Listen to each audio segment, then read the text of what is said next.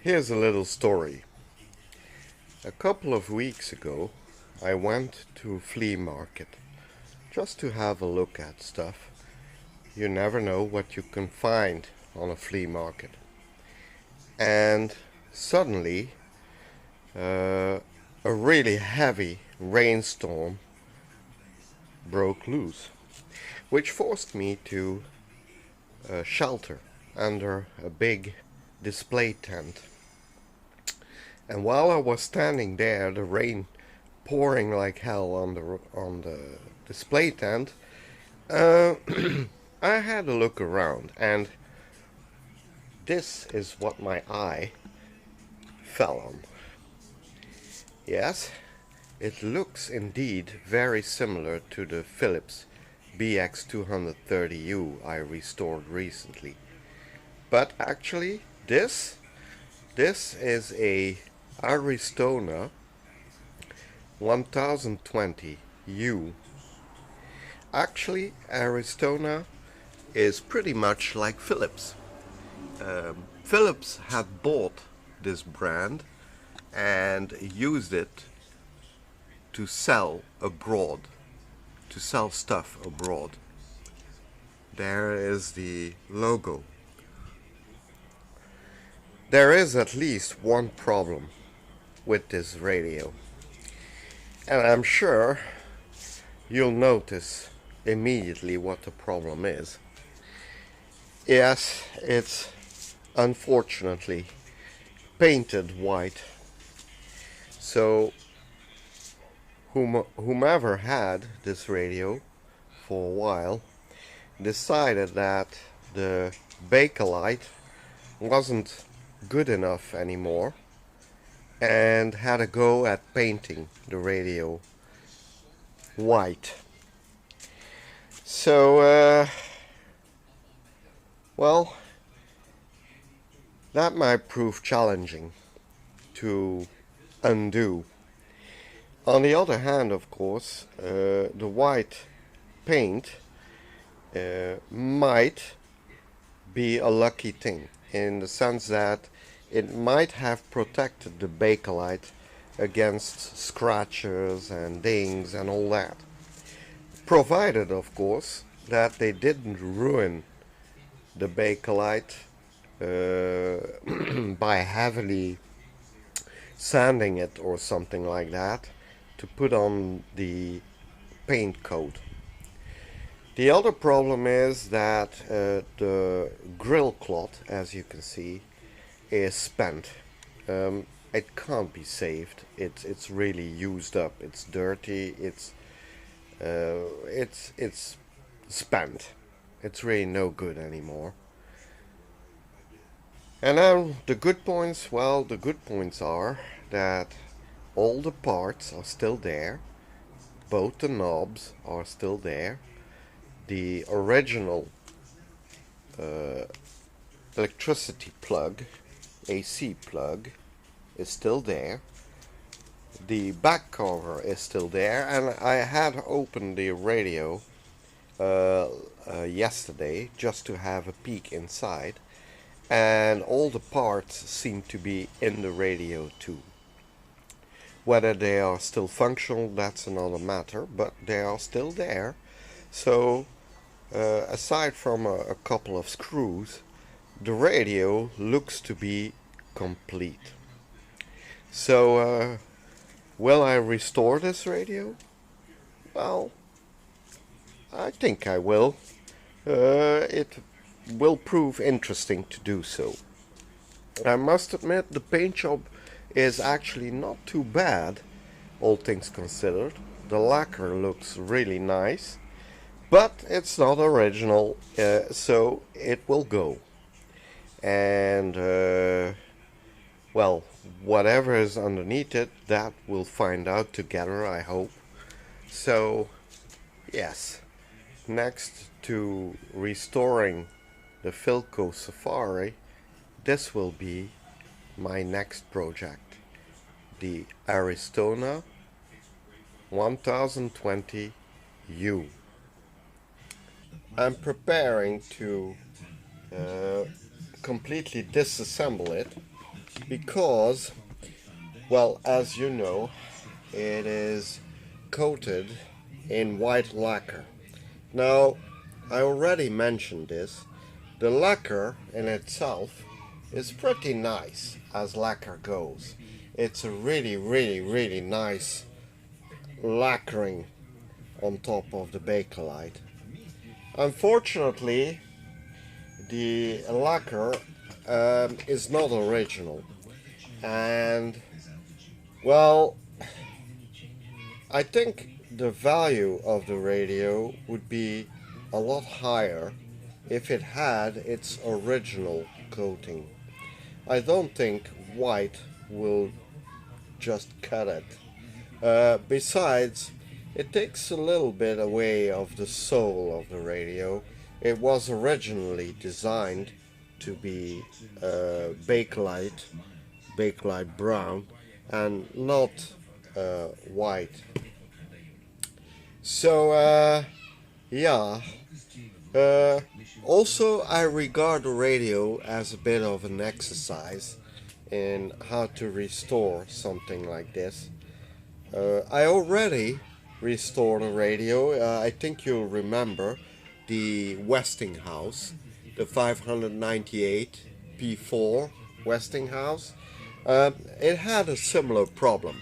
That too was coated, although in paint, I mean, although that paint was red. This paint is white. Anyway, the only big difference between the Westinghouse and this radio, the Aristona, is that Westinghouse had a plastic housing, whereas this is Bakelite. So using decapping on Bakelite substrate should pose no real problem. I'm thinking of acetone mainly. So using acetone on a Bakelite underground, like I said, should pose no real problem, provided of course you don't leave the acetone on the Bakelite overnight or something like that. So you really need to clean it off after you're done. But aside from that, I think it should work out pretty well. So now let's start by trying to unmount the buttons you see here, this button and that button, and then we'll unmount the chassis from the inside. Now you remember I restored a very similar radio, which was the Philips BX230U, and it turns out that on the inside the Aristona is quite similar to the Philips, but you'll see that in a moment. So let's start by undoing the knobs, okay? So here we go. Okay, that should pose no problem. We're going to spray a little bit of oil just to make sure the screws unlock properly.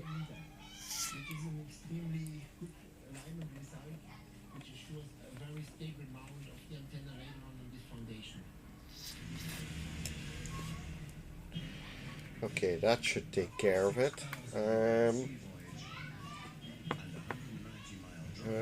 Later on I'll use some W40 to properly clean everything, mechanical.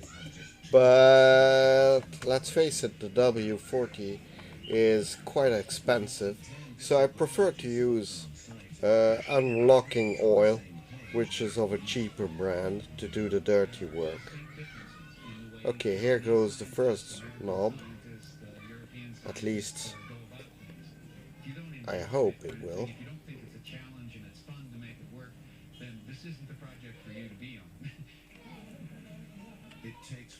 Okay. Okay, I undid the screw. Ah! There goes the first knob. Oh yeah, as you can see, let me zoom in on the knob.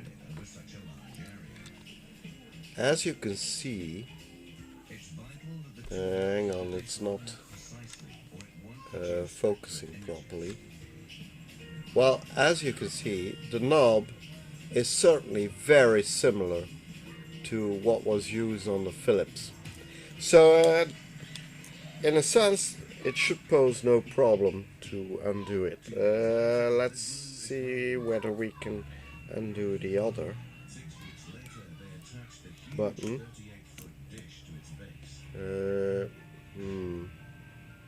That'll be a little bit harder to undo.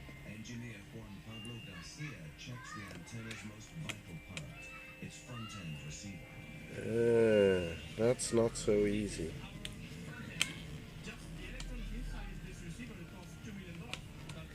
Okay, hang on. I need to be a bit closer to it.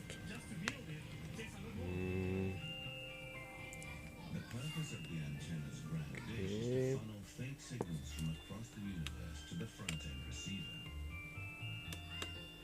Well, the buttons aren't totally unscathed, unfortunately. They have been mistreated quite a bit, which is unfortunate. But I think they are certainly salvageable. Okay, there goes the other knob. And a pin. Okay, hang on.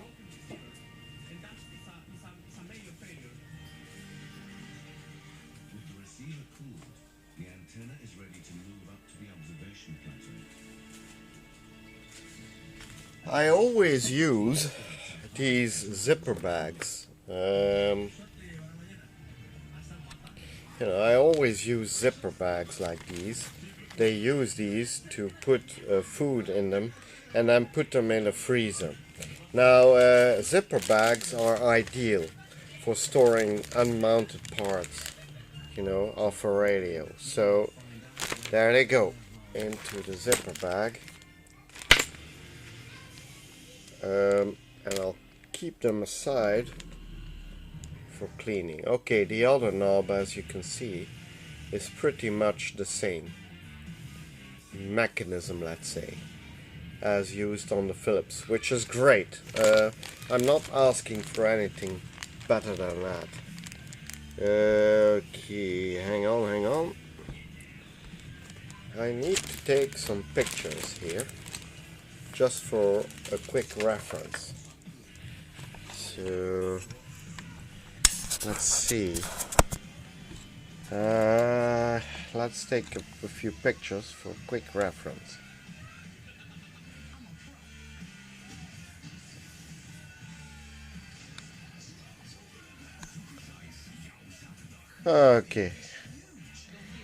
Okay, so now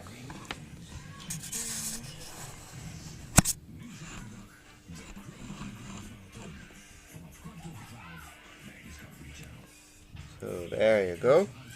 I think you have a nice view of the whole thing. Now let's undo the back of the radio. Okay, so as you can see, this is the back of the radio. So we'll undo the one screw which holds the back to the radio.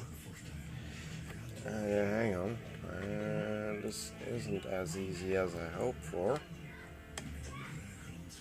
I'm not using actually the proper kind of screwdriver, but I seem to have misplaced the other one. Let's see. Okay, here it is.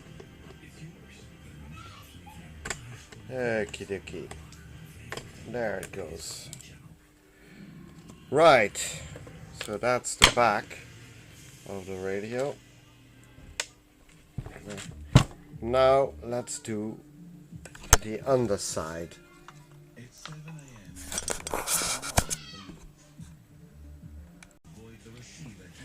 Okay, so this is the underside. of the cover of the radio.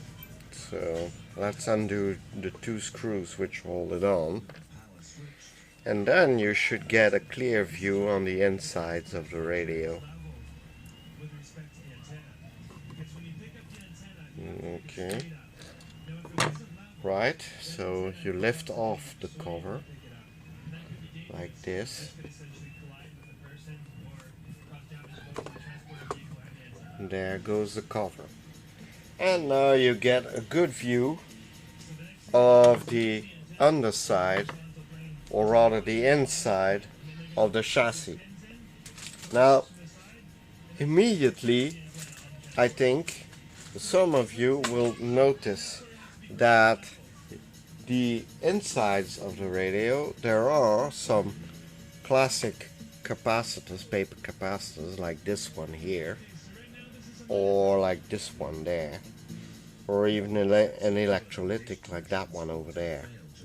Now, this model has been built a couple of years later than the Philips.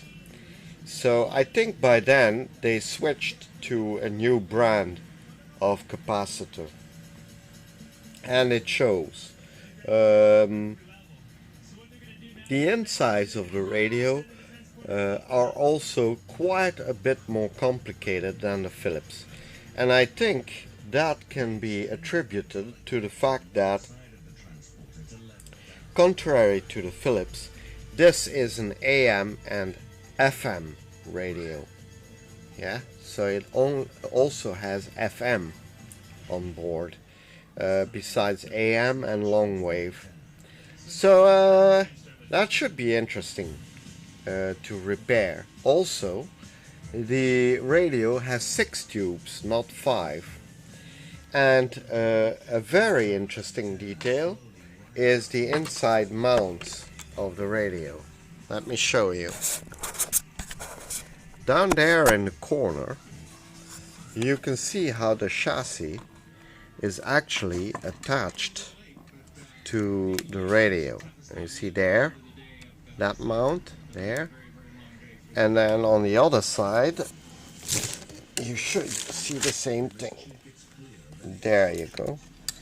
You see on the other side exactly the same type of mount over here.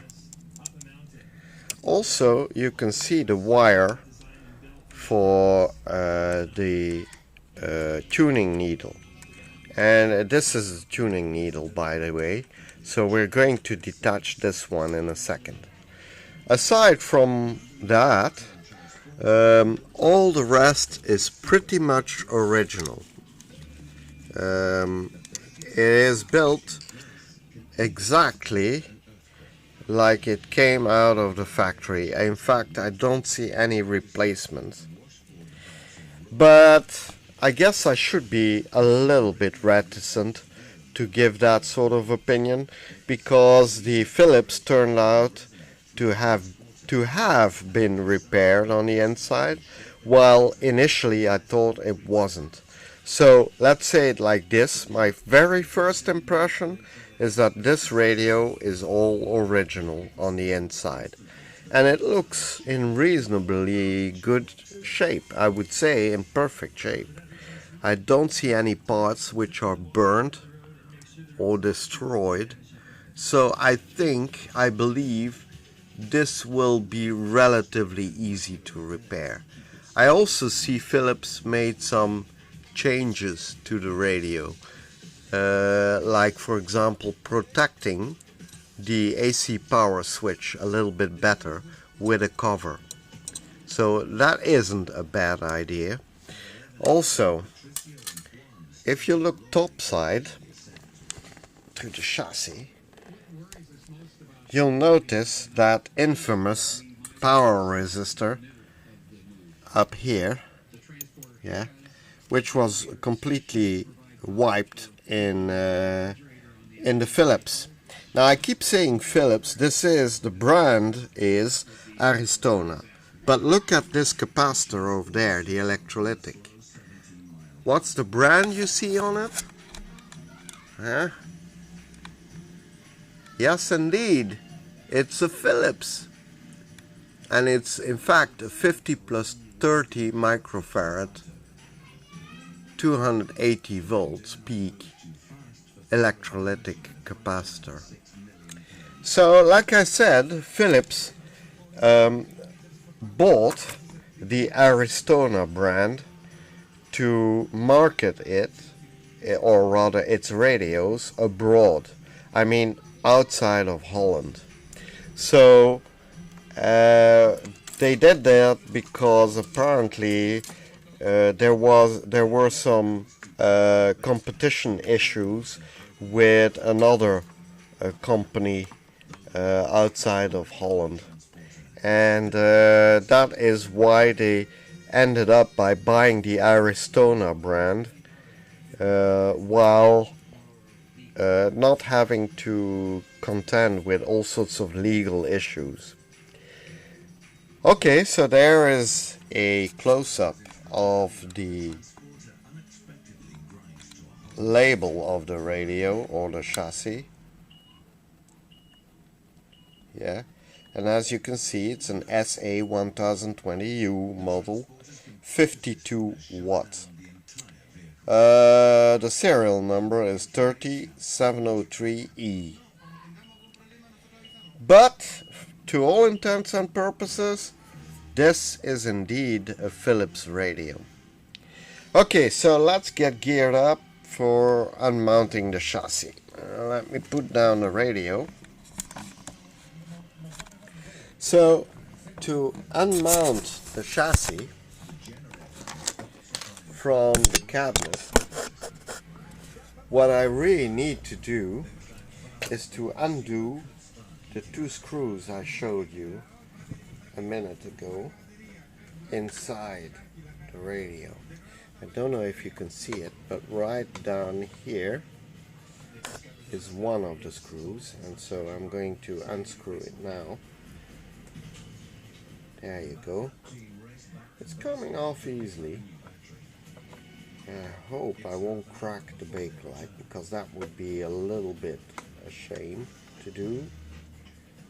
But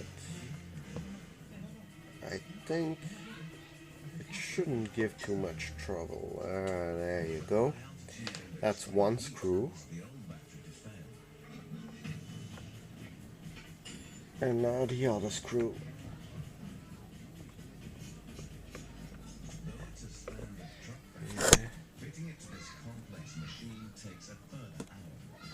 Yeah. So I think you can see it.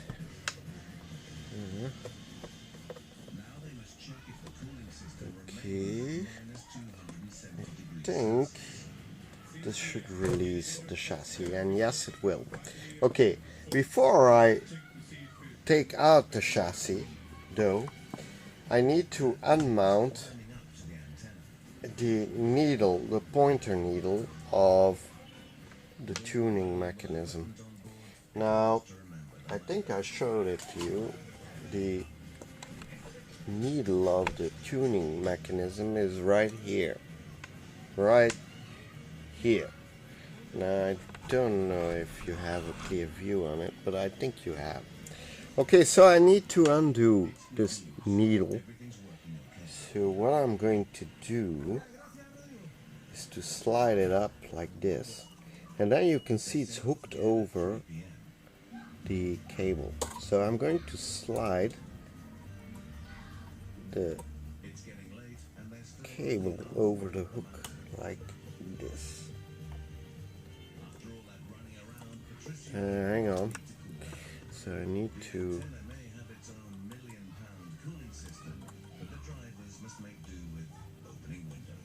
okay, here we go.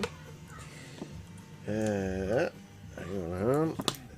It's not so easy as it looks, because there's quite a bit of tension on the wire. So okay, hang on.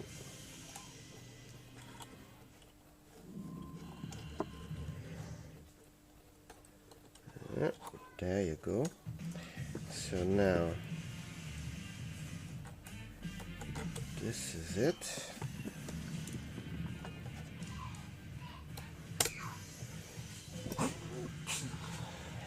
Excuse me. Okay. There's quite a bit of tension on the wire.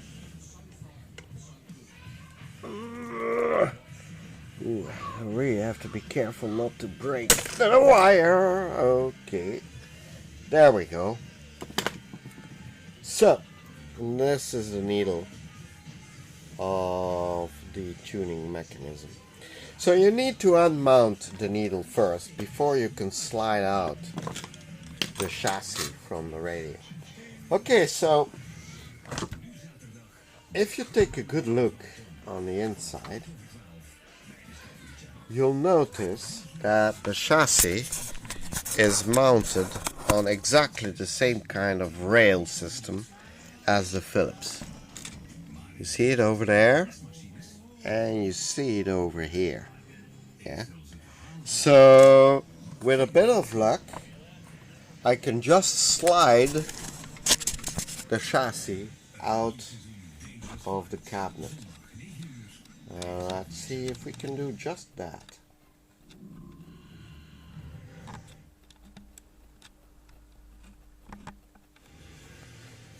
Okie dokie.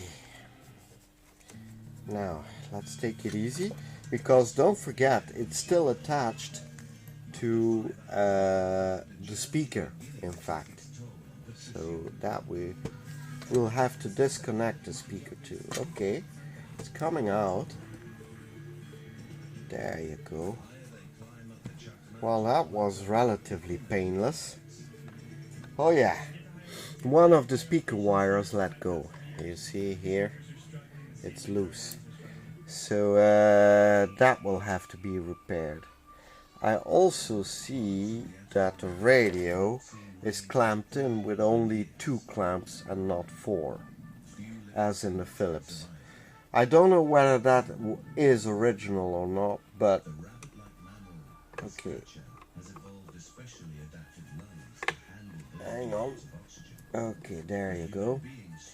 I have to keep a hold on the speaker so that it doesn't drop. Hang on. Okay. Oh, I see another problem. One of the wires of the tuning mechanism coil has let go. I hope it's not too damaged, because that might be a problem. Okay, there goes the speaker. And the speaker is in reasonably good shape. As you can see, the cone is undamaged. Yeah. So that's good news, let's say.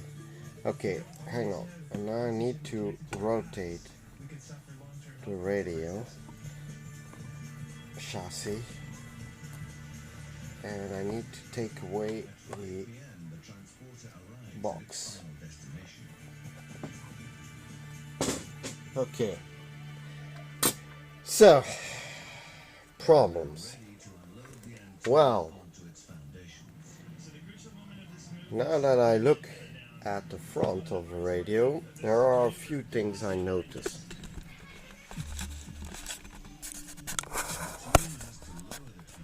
As you can see, one of the wires of the tuning coils is broken. Well, I'm not sure, but it might be. I will have to check. Although this wire connects to the ground. Maybe it's not broken. Maybe this wire needs to be attached to that piece of metallized or aluminized cardboard on top of the cabinet. Maybe we're in luck. Okay, so this is the front of the chassis. And well, it has the same mechanism as the Philips for changing the tuning frequency, or rather the frequency band. So you see, but contrary to the Philips, this radio doesn't have a pickup input, so it couldn't function as a amplifier.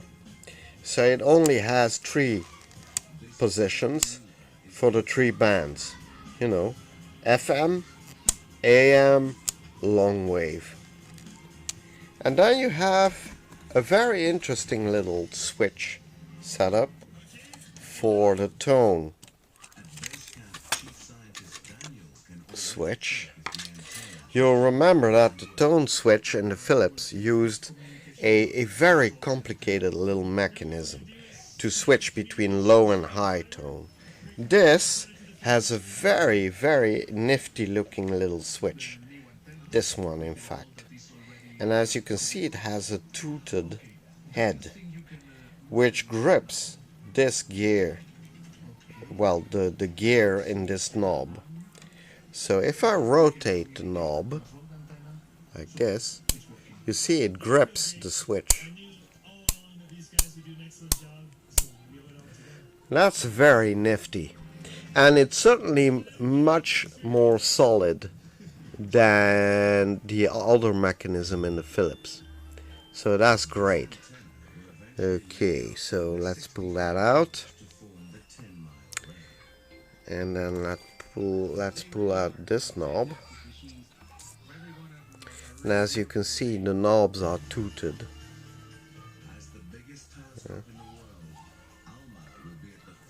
It's in perfect shape. So is the other one.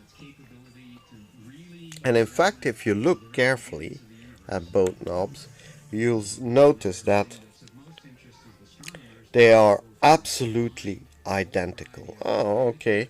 This one of the teeth has broken off. You can see that there. And that's a shame. But okay, it can happen, I imagine.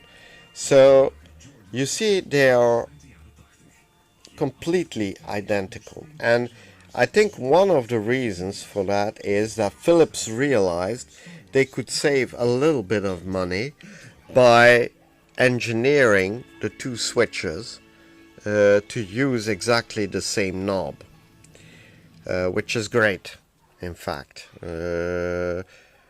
It makes my life a little bit easier too.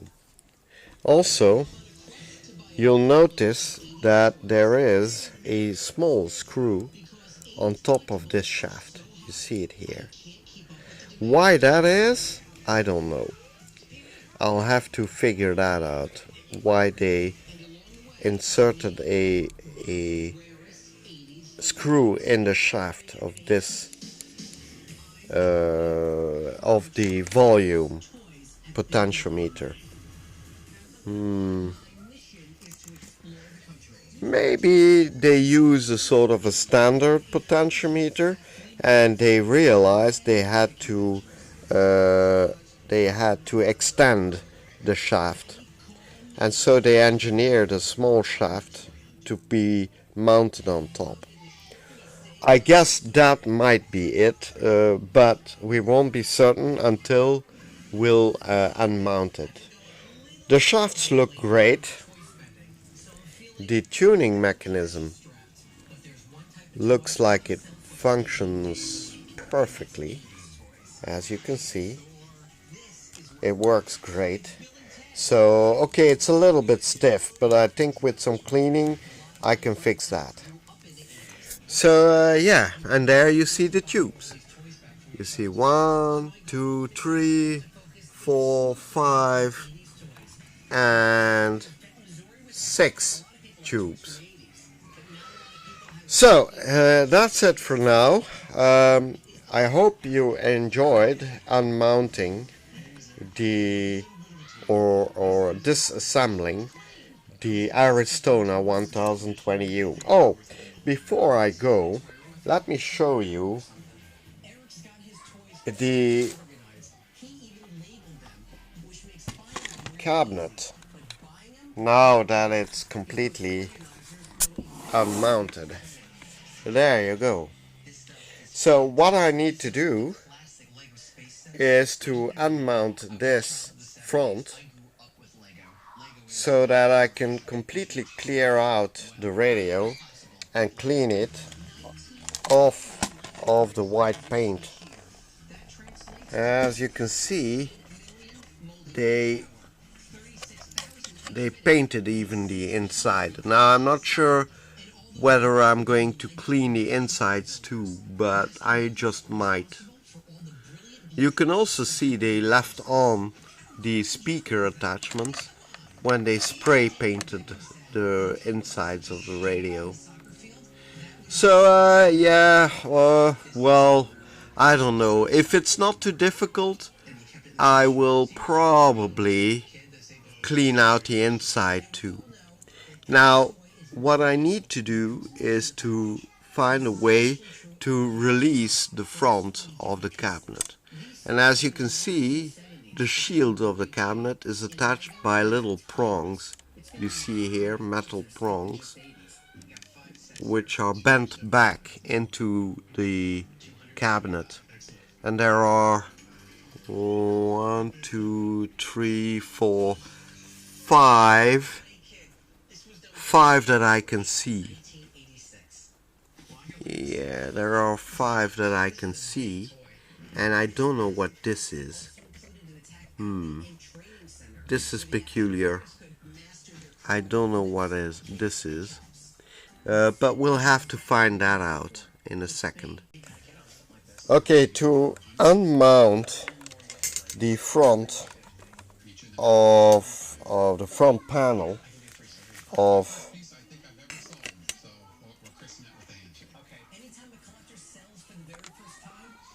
the Aristona 1020. The lower part is really quite easy. As you can see, it has 2 plastic pins. You see there, 2 plastic extrusions. Over there, there's another one. And those extrusions fit exactly into those rubber mounts you see here. You see one here, and you see another one here. So this panel is really easy to release, and it looks unbroken and unscratched. It's dirty, but it's unbroken and unscratched. Unfortunately, the lettering has faded on the front. You can see it though if you look at it from this from an angle. You look at it and you can see it. But, and its relief, I think maybe it can be restored. I'm not sure, but it could be. I'll have to think about it. Okay, so that's the front, the lower part of the front. And then the higher part of the front is a bezel made out of brass, as you can see here. Yeah, it's a very simple brass bezel which fit onto the radio like this. Yeah, and it was held on by these little pins you see here.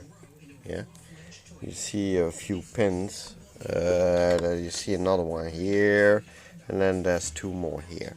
So what I did was I carefully unbent the pins and pulled out the bezel carefully. In fact, I pushed on the bent pins from the inside, and then when they were sufficiently out of it, then I pulled on it, but gently. Okay, so because that brass bezel looks pretty weak. Now the only thing I need to remove is this cover piece here, and as you can see, that isn't as easy as it looks. In fact, I think it'll be quite difficult. So I need to leave the camera out of my hands for a moment, and I need to have a look at how to unmount it.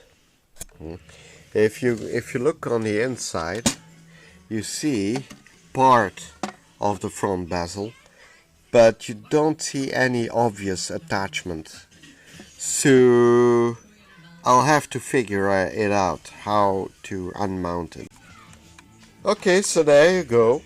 I managed to undo the front panel with the speaker cloth.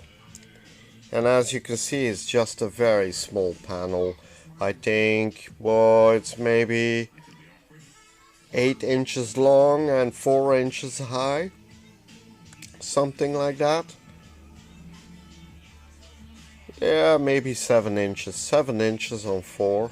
Something like that. And you see the little logo over there. The Aristona logo. It looks similar to the Philips, but it isn't, of course. It's Aristona. It looks in pretty good shape. And the way it was attached to the cabinet was with, I think, with some glue. And you can see the leftover glue here. And I don't know what happened here. Something damaged the cabinet here. I don't know what happened, but something happened here. It feels like glue or maybe burnt paint or something. I don't know. In any case, this is suspicious.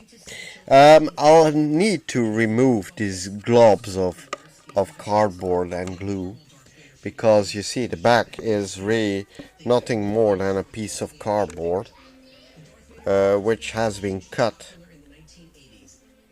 in the exact shape of the front, you know, of this piece. So I would be astonished if this piece, this cardboard piece, is not original, although it might be. It might be original, as is the cloth, of course, but unfortunately the cloth is too far gone. I ordered a cloth which looks fresh and new, but won't look not even by half like this pattern. It will be a type of gold cloth like this was, but it won't have the same pattern. Still, I think the cloth I ordered will look reasonably nice on this radio. Okay, so the only thing that's left to do with this is to unmount the shield, the little logo. Oh, shield, there it goes. Okay, it's just a pin actually. You see, it's just a little metal shield with a brass pin, which you stick into the cardboard. Oh, okay, that's easy enough to clean. Okay, so there it goes into the bag with the other stuff. And then what I'll need to do is to release the cloth from the cardboard. And I think it was glued on, so maybe with a little bit of heat applied to the cardboard I can make it release, if I'm lucky. If not, well, then we'll probably end up using copious amounts of acetone. Okay, so that's it. So now what I need to do is to start clean the cabinet of the Aristona and take off that white lacquer paint and restore it, hopefully, to its original shape, let's say, or to its original looks. Okay, so that's it for now, guys.